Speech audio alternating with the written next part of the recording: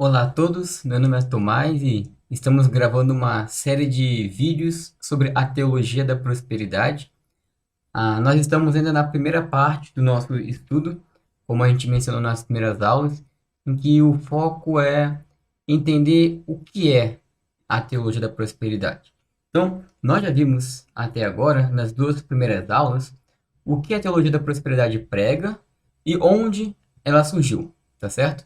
E o foco desse vídeo é falar no que a teologia da prosperidade se apoia. Bom, para se chamar teologia, deve ter alguma coisa relacionada com a Bíblia, certo? E por mais incrível que pareça, sim, eles caçam versículos bíblicos para apoiar essa teologia deles. Então, eles vão olhar muito por versículos que contenham palavras-chave como abundância, prosperidade, e vão apelar para essas passagens para defender a teologia deles. O que nós vamos fazer aqui hoje é pegar essas passagens na qual eles se apoiam, vamos lê-las, pelo menos algumas delas, e vamos entender como eles interpretam essas passagens. E logo depois vamos ver o que de fato a Bíblia quer dizer com tais passagens, tá bom? Então vamos começar com Marcos 11. Vamos lá para o Evangelho de Marcos, capítulo 11, versículos 22 ao 24, diz o seguinte: Ao que Jesus lhes disse: Tende fé em Deus, porque em verdade vos afirmo que, se alguém disser a este monte: Ergue-te e lança-te no mar, e não duvidar no seu coração, mas crer que se fará o que diz, assim será com ele. Por isso, vos digo que tudo quanto em oração pedirdes, crede que recebestes, e será assim convosco. Bom, como os teólogos da prosperidade interpretam essa passagem? Eles usam essa passagem para defender aquilo que eles chamam de confissão positiva ou confissão de fé. Aquilo que nós vimos na primeira aula sobre o poder do pensamento. Eles dizem que aquilo que nós falamos ou pensamos, nós atraímos. Eles dizem que Deus pode nos dar, por meio da nossa fé, as bênçãos das nossas vidas. Tá certo?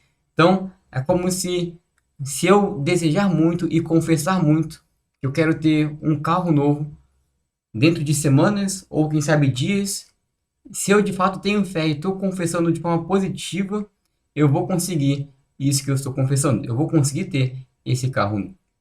Agora, será que Jesus de fato estava nos dando uma fórmula mágica?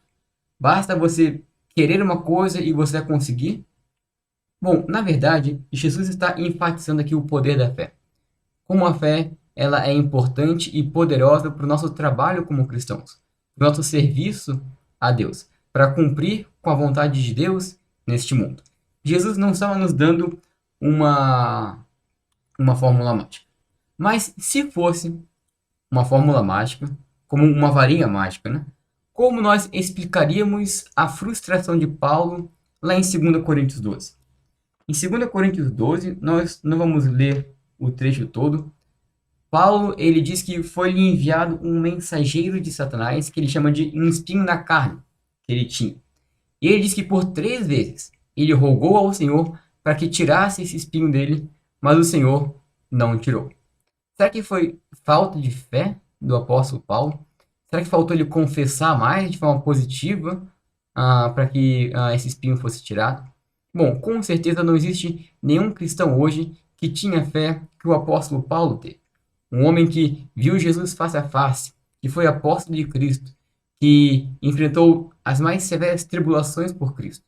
Será que de fato ele falhou na fé dele quando ele não consegue tirar esse espinho na carne dele? Não é esse o ponto. O ponto é que Jesus falou para ele: olha, a minha graça te basta.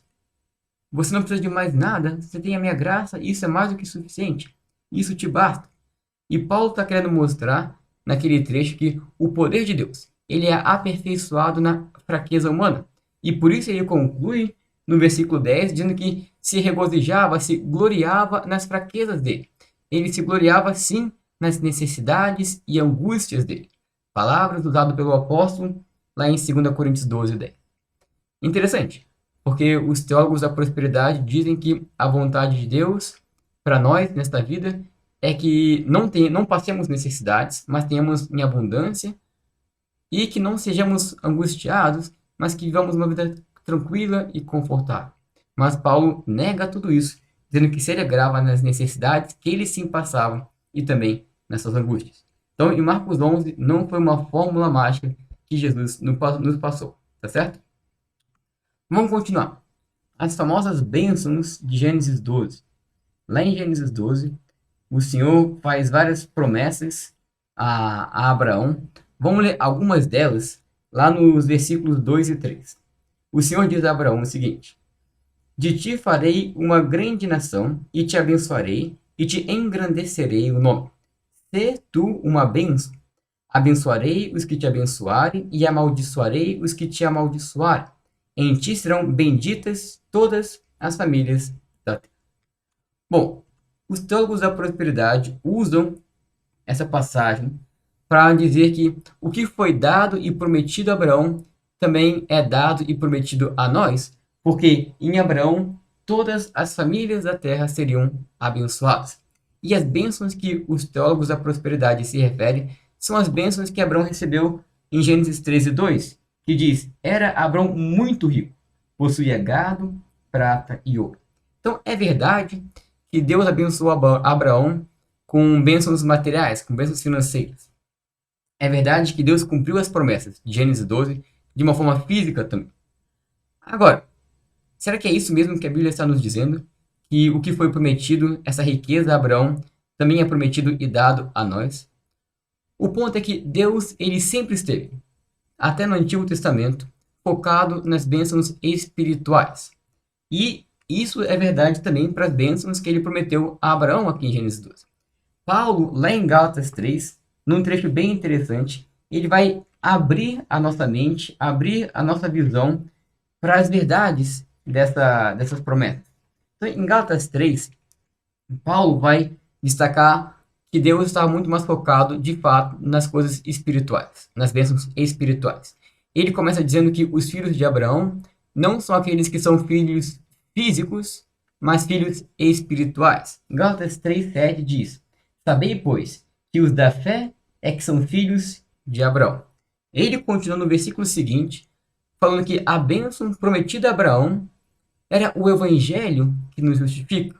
Ou seja, não eram as riquezas, o gado, a prata e o ouro, mas o evangelho que nos justifica, que nos salva, ou seja, algo muito superior. No versículo 8 de Gálatas 3, Paulo diz: ora, tendo a Escritura previsto que Deus justificaria pela fé aos gentios, preanunciou o evangelho a Abraão: em ti serão abençoados todos os povos. E ele continua dizendo que essa bênção ela ainda nos concede o Espírito prometido no versículo 14, para que a bênção de Abraão chegasse aos gentios em Cristo Jesus, a fim de que recebêssemos pela fé o Espírito prometido. Então percebam que o foco do Senhor, ao fazer as promessas a Abraão, não era riquezas materiais, posses, mas eram riquezas superiores, eram riquezas espirituais. Percebam como Paulo destaca e enfatiza o lado espiritual das promessas. Paulo nem sequer menciona aqui sobre riquezas financeiras e coisas do tipo. Então, não é verdade que as bênçãos e promessas físicas e financeiras dadas a Abraão se prolongam para nós hoje em dia. E continuando a última passagem deste vídeo, vamos abrir lá em João 10:10, uma frase de Jesus tirada deste evangelho. João 10:10, Jesus diz: o ladrão vem somente para roubar, matar e destruir. Eu vim para que tenham vida e a tenham em abundância. Então, o que eles pregam? Eles alegam que Jesus veio nos trazer abundância em todas as áreas da nossa vida: espiritual, financeira, material, saúde e por aí vai. Então, Jesus veio nos trazer prosperidade, riquezas, e ele quer que nós a tenhamos. Agora, foi isso mesmo que Jesus disse em João 10:10?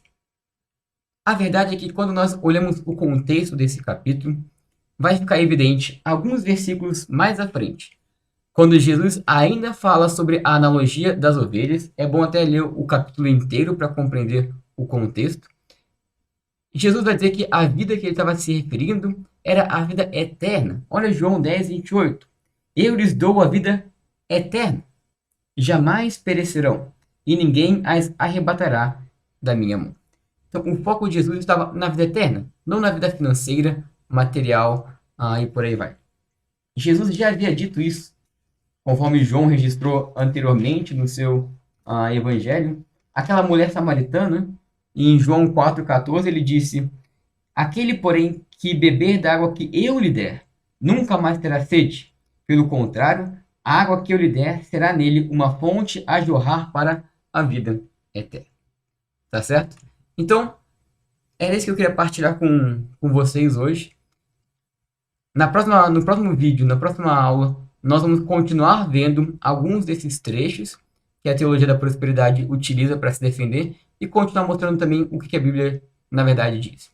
Eu espero que tenha ficado claro e que o Senhor possa estar te abençoando nos teus estudos para compreender a palavra dele. Tá certo? Um abraço e obrigado.